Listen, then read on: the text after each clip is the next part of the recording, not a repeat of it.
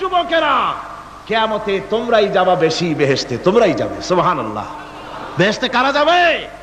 যুবকরা যাবে, তোমরা বেহেশতে যাবে। আমি আমার কলেজের ছাত্র, ইউনিভার্সিটির ছাত্র, সমস্ত ছাত্র যুবকদেরকে বলতে চাই, যুবকেরা শুনে নাও, তোমাদের নেতারা ঢাকা থেকে যখন তোমাদের কাছে আসে, যে পার্টি তুমি করো না কেন, তোমাকে টাকা দেয়, অস্ত্র দেয়, নারী দেয়, মদ দেয়, পরের মিটিং ভাঙতে বলে, মিছিল ভাঙতে বলে।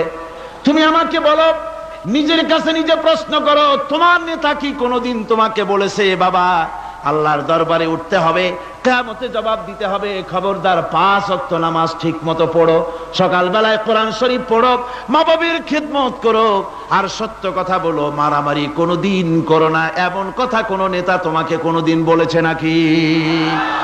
বলে নাই। তোমার নেতারা তোমাকে লাঠির মতো ব্যবহার করে।